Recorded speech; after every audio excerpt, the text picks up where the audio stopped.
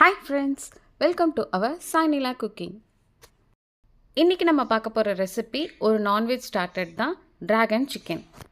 Dragon சிக்கன்னாலே கிட்ஸுக்கு எல்லாருக்குமே ரொம்பவே ஃபேவரட்டான ஒரு ரெசிபி. ஏன்னா அதோட பேரும் டிஃப்ரெண்ட்டாக இருக்கும், அண்ட் தென் அதை பார்க்குறதுக்கும் குட்டி குட்டியாக அழகாக இருக்கும்.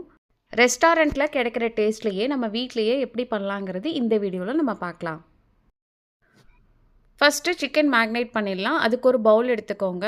அதில் நான் போன்லெஸ் சிக்கனை இது மாதிரி குட்டி குட்டியாக நான் கட் பண்ணி வச்சுருக்கேன். ஏன்னா இந்த மாதிரி நீட்டாக கட் பண்ண தான் ட்ராகன் சிக்கனுக்கு நல்லாயிருக்கும். இது மாதிரி கட் பண்ணி வச்சுக்கோங்க.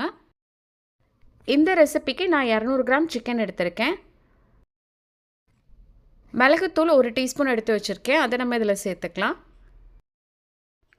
சீரகத்தூள் 1/2 டீஸ்பூன் எடுத்து வச்சுருக்கேன், அதையும் நம்ம இதில் சேர்த்துக்கலாம்.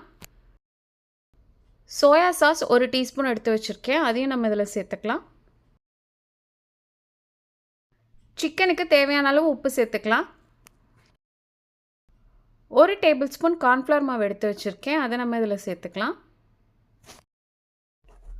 3 டேபிள் ஸ்பூன் மைதா மாவு எடுத்து வச்சுருக்கேன், அதையும் நம்ம இதில் சேர்த்துக்கலாம். ஒரு முட்டையை நல்லா நான் அடித்து வச்சுருக்கேன்.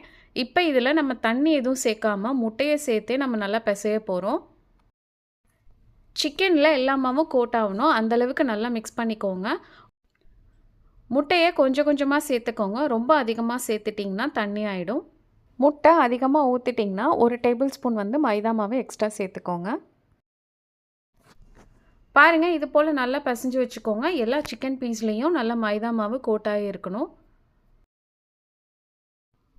மூடி போட்டு ஒரு 1/2 மணி நேரம் வரைக்கும் நல்லா ஊற வச்சு எடுத்துக்கலாம். சிக்கனை பொரிக்க போகிறோம். அதுக்கு நம்ம ஒரு கடாய் எடுத்துப்போம். அதில் நம்ம டீப் ஃப்ரை பண்ண போகிறோம். அதுக்கு தேவையான அளவு எண்ணெய் ஊற்றிக்கலாம். எண்ணெய் நல்லா சூடாகிடுச்சு. இப்போ நம்ம ஊற வச்சுருக்க சிக்கன் பீசஸை ஒன்று ஒன்றா எடுத்து போட்டுடலாம்.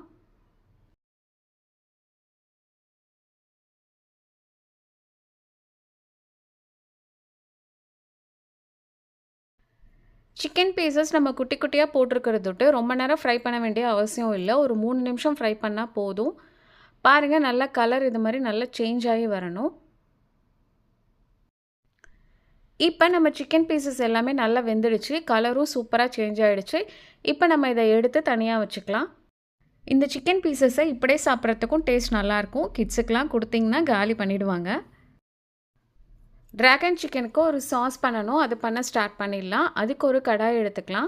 2 டீஸ்பூன் அளவுக்கு எண்ணெய் ஊற்றிக்கலாம். முந்திரி பருப்பை குட்டி குட்டியாக கட் பண்ணி வச்சுருக்கேன், அதை நம்ம இதில் சேர்த்துக்கலாம். ட்ராகன் சிக்கனோட ஹைலைட்டே இந்த முந்திரி பருப்பு தான், அதனால் கொஞ்சம் நிறையாவே போட்டுக்கோங்க. இது நல்லா கோல்டன் ப்ரௌன் கலர் வரட்டும், அந்தளவுக்கு ஃப்ரை பண்ணிக்கலாம். முந்திரி பருப்பு ஃப்ரை ஆனவுடனே இஞ்சி குட்டி குட்டியாக நான் கட் பண்ணி வச்சுருக்கேன், அதையும் நம்ம இதில் சேர்த்துக்கலாம். பூண்டும் நான் இது மாதிரி குட்டி குட்டியாக கட் பண்ணி வச்சுருக்கேன், அதையும் நம்ம இதில் சேர்த்துக்கலாம். சேர்த்துட்டு இதை நல்லா வதக்கிக்கலாம். காஞ்ச மிளகா 2 எடுத்து வச்சுருக்கேன், அதை இது மாதிரி கிள்ளி சேர்த்துக்கலாம். பெரிய வெங்காயம் இது மாதிரி கட் பண்ணி வச்சுருக்கேன். உங்களுக்கு எந்த ஷேப் வேணுமோ அதில் வேணாலும் கட் பண்ணிக்கோங்க. அதையும் நம்ம இதில் சேர்த்து நல்லா ஃப்ரை பண்ணிக்கலாம். குடைமிளகாய் 1 இது மாதிரி கட் பண்ணி வச்சுருக்கேன், அதையும் நம்ம இதில் சேர்த்துக்கலாம். உங்களுக்கு கலர்ஃபுல்லாக கிடச்சா கூட நீங்கள் வாங்கி சேர்த்துக்கோங்க, அதுவும் ரொம்ப நல்லாயிருக்கும். இதை நம்ம 1 நிமிஷம் வரைக்கும் வதக்கிக்கலாம். இப்போ இதுக்கு தேவையான சாஸ்லாம் சேர்த்துடலாம். 1 டேபிள் ஸ்பூன் டொமேட்டோ சாஸ் எடுத்து வச்சுருக்கேன், அதை நம்ம இதில் சேர்த்துக்கலாம். 1 டேபிள் ஸ்பூன் சில்லி சாஸ் எடுத்து வச்சுருக்கேன், அதையும் நம்ம இதில் சேர்த்துக்கலாம். சோயா சாஸ் ஒரு 1/2 டீஸ்பூன் எடுத்து வச்சுருக்கேன், அதையும் இதில் சேர்த்துக்கலாம். வினிகர் 1/2 டீஸ்பூன் எடுத்து வச்சுருக்கேன், அதையும் இதில் சேர்த்துக்கலாம். நீங்கள் லெமன் கூட இதுக்கு பதில் சேர்த்துக்கோங்க. நல்லா மிக்ஸ் ஆகிற அளவுக்கு ஃப்ரை பண்ணிக்கோங்க. 1/2 டீஸ்பூன் சுகர் எடுத்து வச்சுருக்கேன், அதையும் இதில் சேர்த்துக்கலாம். உப்பு இந்த கிரேவிக்கு தேவையான அளவு மட்டும் சேர்த்துக்கலாம், ஆனால் சிக்கனில் நம்ம ஆல்ரெடி சேர்த்துருக்கோம். இப்போ நல்லா ஃப்ரை ஆகிடுச்சு. இதில் கொஞ்சோண்டு தண்ணி சேர்த்துக்கோங்க. 1 டீஸ்பூன் கார்ன்ஃப்ளவர் மாவில் 2 டீஸ்பூன் தண்ணி ஊற்றி நல்லா மிக்ஸ் பண்ணி வச்சுருக்கேன், அதை நம்ம இதில் ஊற்றி நல்லா மிக்ஸ் பண்ணி விட்டுறலாம். அடுப்பை சிம்மில் வச்சுக்கோங்க, ஏன்னா டக்குன்னு கெட்டி ஆகிடும். இப்போ கிரேவி நல்லா திக்காயிடுச்சு. இப்போ நம்ம பொரிச்சு வச்சுருக்கோம்ல சிக்கன் பீசஸ், அது எல்லாத்தையும் நம்ம இதில் சேர்த்துடலாம். சேர்த்துட்டு நல்லா மிக்ஸ் பண்ணி விட்டுறலாம்.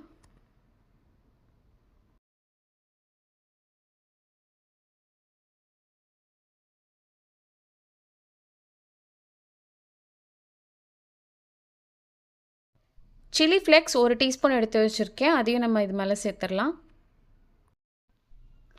வெள்ளை எள்ளு 1 டீஸ்பூன் எடுத்து வச்சுருக்கேன், அதையும் இது மேலே சேர்த்துக்கலாம். சேர்த்துட்டு எல்லாத்தையும் நல்லா மிக்ஸ் பண்ணி விட்டுருங்க.